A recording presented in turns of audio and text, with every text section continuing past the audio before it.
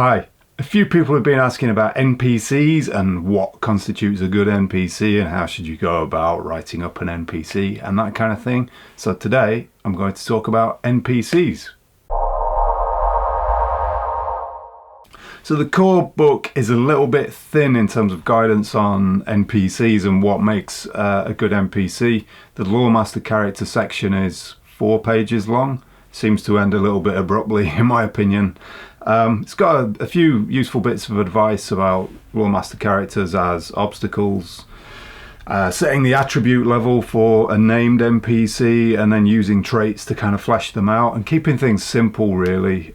And then you've got, in the core book, there's a really good example of an NPC sheet and how you might do it with Beorn the Skin Changer in bear shape on page 276. And that's obviously a very detailed character sheet with, although they haven't done individual skills, they've done the skill groupings and stats for each skill grouping.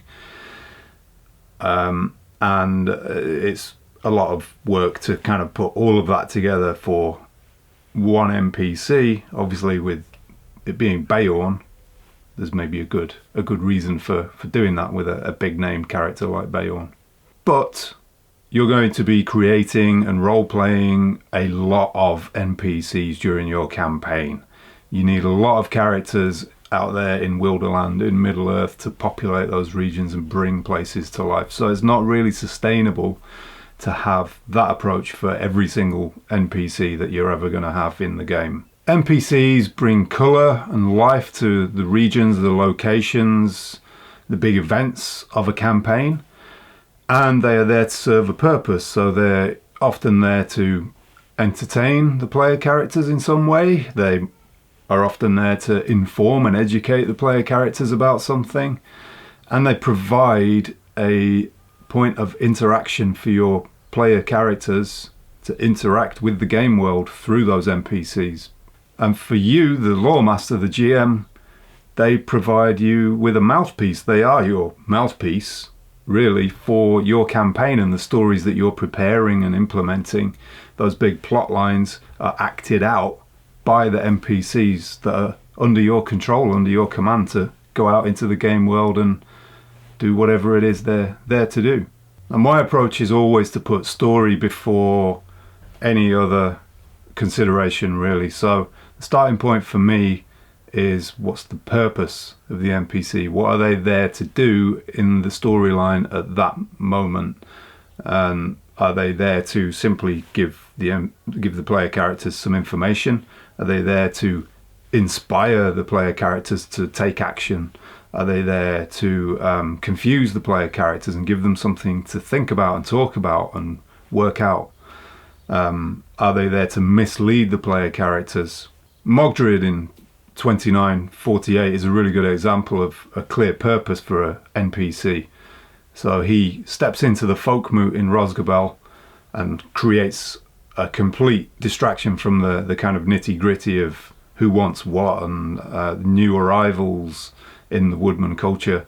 And Mogdred is clearly there to involve the player characters in the politics of the woodman and of Mirkwood and get them invested in the bigger kind of aspects of danger and trust and factionism, and does that by creating debate in the folk moot. So there's this big entrance where Mogdred arrives and they kind of roll out the orc heads out of the sack, and he says, look, I'm here to protect you, and if you let me in to your culture I will protect you, but you know, if you refuse then there'll be trouble and taxes.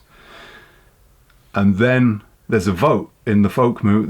The mechanic follow-up is that the player characters must discuss this with the other NPCs and have a vote. Secondly, what's the NPC's drive? What do they want? What are they really after? And that's in the kind of context of the big story. So what's going to be the one thing that they always fall back on when they're faced with a decision, that they make their decisions based on that thing? For example, Thranduil is devoted to his folk and to his realm. So anything that happens outside of his kingdom is less important to him than if it directly affects the elves of the woodland realm, and he will base all of his decisions on that one thing. So I take a tiered approach to NPCs. I've said this before in previous videos. I have 3 levels of NPCs. The bottom tier of NPCs is literally a name, a culture, and a reason to be in the game. So I would start by writing literally their name, their culture, and an elevator pitch of 1, possibly 2 sentences about them, who they are, what they do, and why they're in the scene, so their purpose broadly. And that might be elven minstrel who sings long songs about the great elven kings of old. And that's enough for me to kind of picture that NPC during that moment in the game and not put too much into it that I distract the player characters with this NPC and make them think that it's a kind of a story hook. And these are the kind of NPCs that are literally there to serve a function. So they might just be a villager who is there to raise the alarm that the village is under attack. So their purpose is just to inform the player characters of that information. Or they could be a innkeeper who is giving the player characters directions. Again, there to inform, give them a little bit of in-game knowledge, nothing more. Then we get into the second tier, and this is the bulk of the NPCs that are interesting to play for me and interesting for the player characters, hopefully to interact with and find story hooks and adventure seeds through those characters. And when I prepare those kind of characters, I've got a name, a culture, a attribute level, I've got traits, I've got an endurance stat, I've got skill stats and favoured skills and weapon stats as well. And then I've got along with the elevator pitch for that character that helps me to just picture that character very quickly, I've got a bit of description, so possibly some of their history in Middle-earth, what they've been up to this point, and their motivations, their needs and desires, what they look for in life. And then some GM notes around how to play that character. And it often, I mean, role playing is not a huge part of our game. We don't do vastly different voices and things like that. But it's nice to kind of change your posture slightly, or change the way you look, or have little mannerisms that just evoke that character. So, for example, an NPC that I created that I'm really fond of, actually, a ranger called Erland, also known as Black Cloud, and he's modelled directly on Aragorn in Strider mode, and he's kind of there to ultimately be a little bit of a callback to Strider for the players rather than the player characters. He's there as a kind of almost a mentor in a way to Aragorn. So his elevator pitch is Ranger of the North, friend of Gandalf, and hunter of the dead things that sometimes walk in Wilderland. And then I've got a description and some GM notes about how to roleplay him. And he is very still. He has an inner peace and calm, and he gazes straight ahead or to the side when he's talking. He doesn't really look. He looks directly into characters' eyes, but he doesn't maintain eye contact. He often looks as if he's searching for something in the distance. And then at the top tier of NPCs, you've got the full menu of stats in terms of the attribute level, the endurance, traits, and some of the relevant skills. So I don't list out all of the possible player skills, but I do include some of the relevant ones, and favoured skills, and then weapon stats if they're also relevant. And then the difference really for me is that I will write a much more detailed description for that character, which will focus on their role in Middle-earth and their history in Middle-earth. So usually with those really top tier NPCs, they're people like Radagast and Beorn and Glowin and Thranduil, and they have a lot of history with already in Middle-earth. So it's mainly the focus for me is drawing on that history and using it when it's appropriate in scenes to inform their decisions and inform how they speak and what they speak about, certainly. So, for example, Thranduil was at the Battle of Dagorlad, and he witnessed the King Gil-galad fall at the hand of Sauron, and that event stayed with him, and he's never really recovered from seeing this great elven king die at the hand of the Dark Lord Sauron. So, although the elves and men, the Alliance, won that battle, Thranduil returned to the Woodland Realm with a third of the size of his forces. So the Woodland elves were greatly diminished, and that those two things together, for me, are really important in that character, Thranduil, and the way that he interacts with player characters from outside of the Woodland Realm, who come to him with news and requests for help, and all of those things are going to be decided on by Thranduil's approach to his realm, and the fact that he's still haunted by the fall of Gil-galad. And essentially all of that research, all of that lore gathering and writing, just once you've digested it and learned it, it just gives you more roleplay opportunities at the table.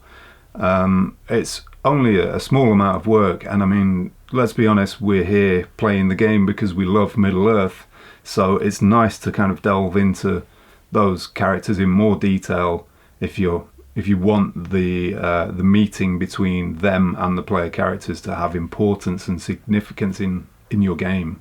So a good NPC really is about good story, and good storytelling means putting story before rules and mechanics and all of those kind of detailed stats, things like that.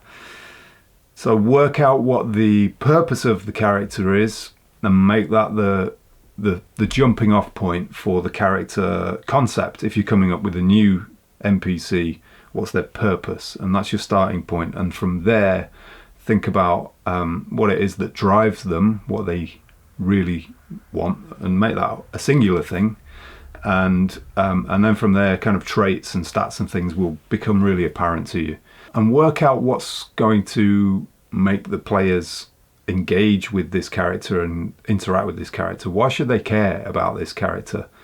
Is there some kind of overlap between what your NPC wants and what your players want? So having a good knowledge of what the players really want will help you to make it personal for them ultimately. For example, if one of your player characters is really into the kind of lore and history of a specific region, and that's something that they want to explore and know about, then make your NPC a great scholar and keeper of knowledge for that region. And then when they spot that opportunity that they can learn from this character and get information from them, then that can become a way for them to value that relationship and to bond almost.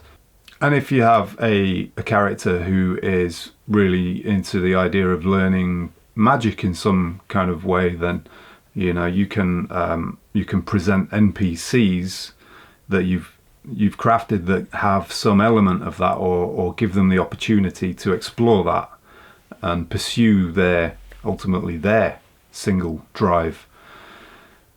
Once you've created those kind of connections in your game world with NPCs, you've then got opportunities for storytelling, because those relationships become important to your players, and anything that threatens those relationships is going to impact them.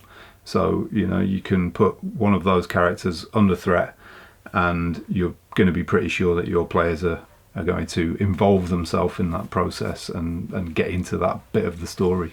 That's it on NPCs. I'm going to put up a link to Black Cloud, or Erland the Ranger, for you, and you can go and use him in your games. He's, like I said, he's a favourite character of mine. He's a Northern Ranger. What's not to love about that? But he is specifically focused on hunting wights and wraiths and things like that, and he has a sword with runes on it that helps him fight those kind of dead things. And in our campaign, he was sent by Gandalf to investigate these rumours of the bloody ghost in Mirkwood, and he ends up following the bloody ghost through Mirkwood, and the player characters encountered him through that story hook. So there should be a link in the description for that, and then any comments or feedback you've got on NPCs or other aspects of the game, shout them out. And thanks for all your feedback and subscriptions, and thanks for watching. Bye.